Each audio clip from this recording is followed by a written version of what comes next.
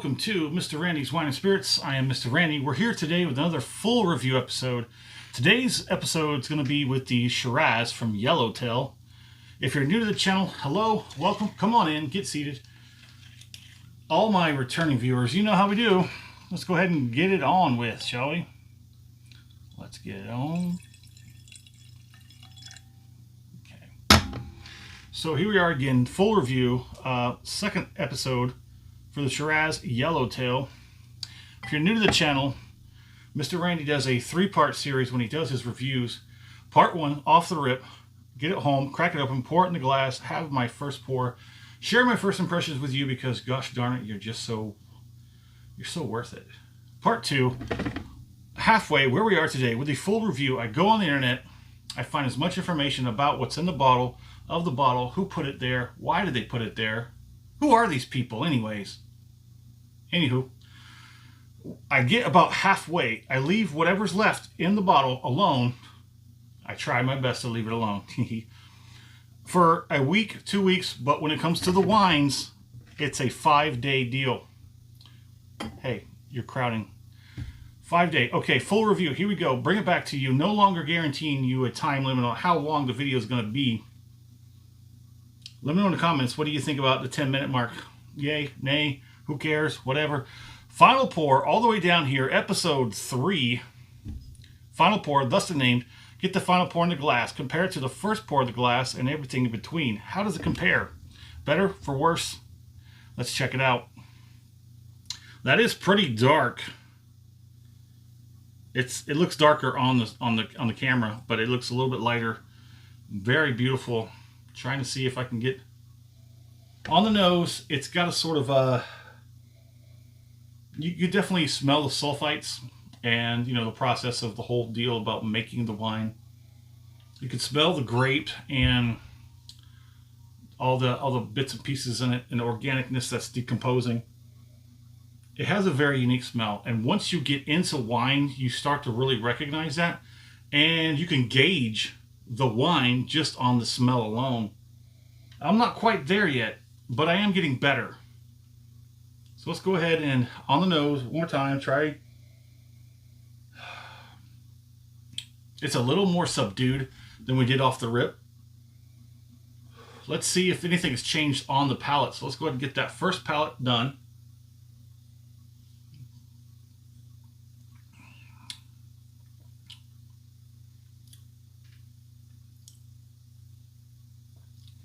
Trying to see if we can get any viscosity.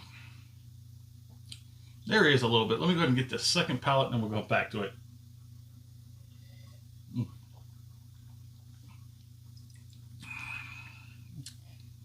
There you go. Look at that, right before your eyes. Beautiful. On the palate, the Shiraz is not as dry. I think we covered that before, but the Shiraz is not as dry as a regular reds, and there's a difference. There's different degrees, kind of like a spectrum. You can get a dry, you can get a real dry, you can get a red, you can get a red dry, a dry red, and almost everything, a sweet red. They have what's called house reds or table reds. There's a whole different spectrum out there. So I ask you, if you've ever just tried one, maybe two wines, and you said, man, this is horrible, try something else. There are so many bottles out there that are under $10 that are pretty good. This one, Mr. Randy paid just over $6 out the door. Now, I didn't give you a bottle tour, did I? So this is a Shiraz from Yellowtail. They are Australian, and this is produced by the Casella family. Rich with a hint of spice, 2023. This was bottled in 2023. Rich, smooth, juicy red berries, hints of vanilla and spice. I don't get a whole lot of spice off of this one. Cheers. So this is a 13.5% alcohol by volume wine. Typically your red wines will roughly be it'll be roughly hanging around the 15 area. Sometimes you can get them up to just under 20%. And the lighter wines, the white wines, they usually tend to go more towards the 10% or lower. Some of the rows will kind of vary in that area as well. but they don't quite carry as much as the full-blown reds. So yes, there is berries and vanilla on the nose. A soft, ripe sweetness on the palate. Let's get one more.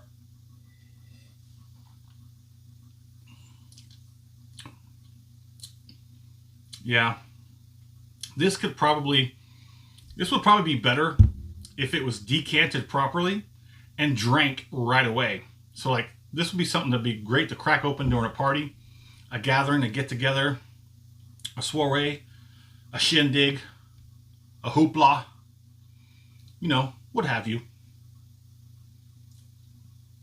Especially if you drink it all in one setting, first you got to decant it. That means you have to aerate it and put air into it, not shake it up, but you're going to get it as much. With these decanters, they have these big flat bottoms, and that gives it more surface area as possible so they can oxygenate and sort of relax and open up. And then drink it right away. This is definitely going to be one of those. I would not suggest holding on to this too long after you've opened it. If you open it and only have one pour, the clock's still ticking. The lower that it gets, the clock ticks faster. When you get down to here, why do you still have it? It probably won't be that great once you finally get around to drinking it. So definitely keep this 2 to 3 day deal. If you have certain mechanisms or devices or whatnot that may help extend the life, okay, sure. But I definitely wouldn't be drinking this after 7 days of being opened. And it depends on how many times you open it. How many times you refresh the oxygen in the bottle.